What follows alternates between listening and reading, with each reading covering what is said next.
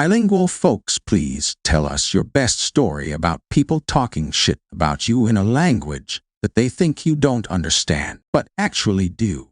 Especially if you finally reveal to them that you heard the whole conversation after all. Old Ben.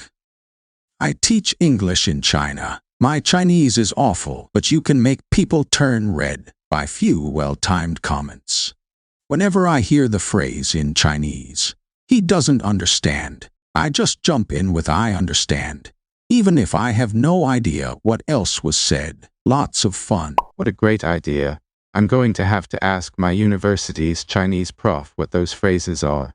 This isn't my story, but a professor of an Asian studies class I took is white, from upstate NY, and fluent in Chinese. On a train in Beijing, he was eavesdropping on two Chinese girls, talking about one's boyfriend. The girl was saying how after such a long time her boyfriend had still not asked her to marry, and she was getting extremely frustrated with the situation. She said, effectively, "After all this, I'll say yes to the next guy who asks me to marry him." My professor, after listening to the whole conversation, gets down on one knee and in Chinese asks for her hand in marriage. The girls drop jaws and nervously abandon the train at the next exit. Edit.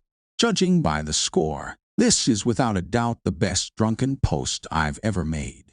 I must have been 10 or 11 years old. We had taken big family trip to Disney World, my immediate family plus my aunt, uncle, and cousins. On the way back, we had stopped outside a McDonald's for dinner, and my little cousin was misbehaving and just not eating. There's these 2:30-ish black guys a few tables down from us, and my aunt kept telling my little cousin that the two black guys would take him away if he didn't eat. She was telling him this in Vietnamese, and when the two black guys were done eating, they walked over to her table and said hello in almost perfect Vietnamese. My aunt was so mortified, she almost started crying. We all thought it was funny because my aunt deserved it for being a racist. There were plenty of white people in the McDonald's too, but she was going for a maximum scare factor. That's so funny. It reminds me of the story my dad told me. He used to work in a Korean-owned convenience store when he first came to the US from Korea. One day an older black guy walked in, and the owner tells my dad, in Korean, to keep a close watch on the black guy because he is going to steal something. Black guy finishes shopping, and when he comes up to the register, with a smile asks the store owner in perfect Korean, "How much?" My friend got into an elevator in Korea with a couple of North American guys. She's Korean and Australian, but doesn't speak a lot of Korean. The two guys spent the whole elevator ride talking about how hot she was and what they'd like to do to her. Then one of them wondered aloud how funny it would be if she spoke English. She got off first, turned around and said, "Is it still fucking funny?" People regularly underestimate how well Koreans understand English. Thing is, most Koreans won't say a thing. They don't like to make scenes usually. They'll just sit there and stew, then tell their friends all about it later. I was in a train in Japan, and two high school girls just next to me were talking about what it must be like to date a foreigner. I managed not to laugh when one of them said, "No way I'd do that. They're all super prurient." When I left the train, though, I told them that their conversation had been very entertaining. The look on their faces was priceless. Edit. Corrected the obvious mistake. I'm white and I speak two languages. English as my first language and Spanish as my second language. Well, I speak them both fluently. I was walking down the street, and these two Spanish goons were following me. I heard them talking about robbing me. The one asked the other if he had his knife ready and sharp. I kept walking and slowly loosened my Glock 23 from its holster in the front of my crotch. Sure enough, as soon as we got to a darker spot, I heard their fast footsteps running at me. They got within 2 feet of me, and the one guy pulled out the knife, and the other yelled in English, "Give us all your money, or we will cut you, gringo." So I yanked out my gun and pointed it at him, and told him to get on the ground, and that I was a police Officer, even though I wasn't, both of them dropped so fast. I then called 911 on my cell phone as they laid on the ground. I waited for the cops to show up. After they showed up, they arrested those two. I showed the cops my concealed weapons permit, and after they filled out some paperwork, they let me go. Best benefit of knowing Spanish that I have ever had. I was studying abroad in Berlin, and I was confused about which train I was taking, and I asked these guys in broken German if I was on the right train. They laughed at me and didn't answer. They were the only ones in the car. So I asked in English whether I was on the right train, and they continued laughing. Finally, I decided to take it and see where it goes. They began then laughing at me in Russian, commenting on my hair, my face, and everything else. I speak Russian, so when we got to my stop, it was the right train. I yelled, "Go to hell, assholes," in Russian and got off. Dead silence and shocked faces from them.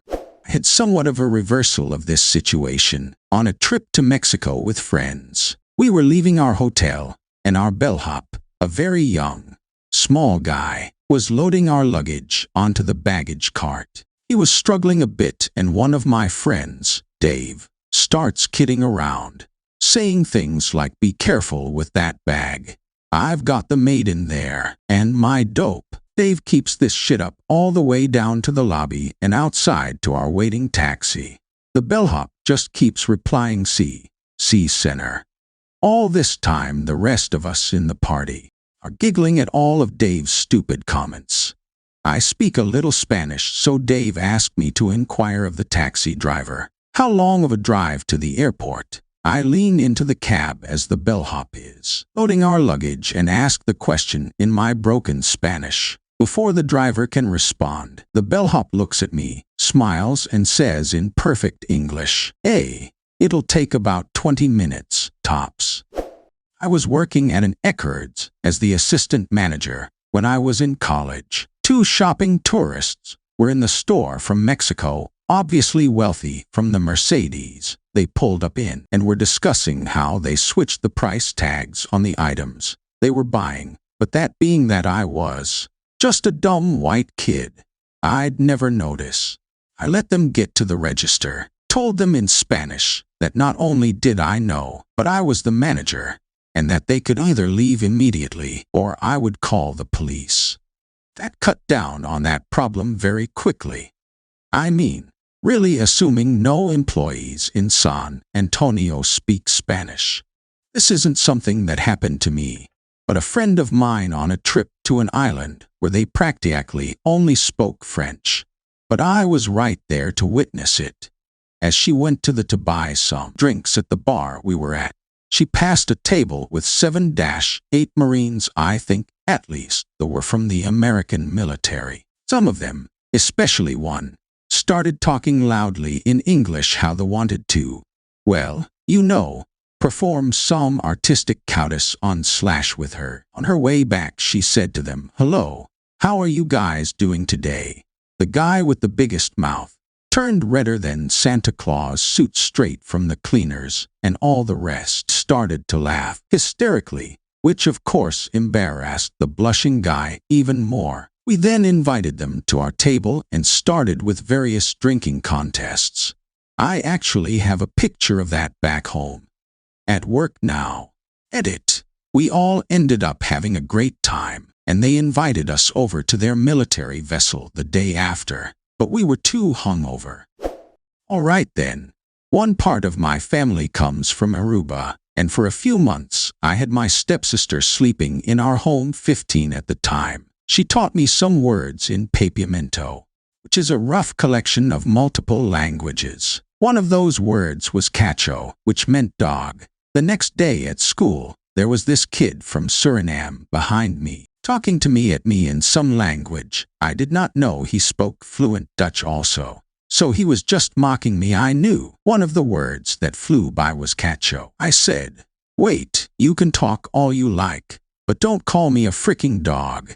His eyes widened a bit. "Did you really understand that?" "Why, yes, I did." From that moment on, he never spoke ill of me again. even helped me out in some situations. Old Ben.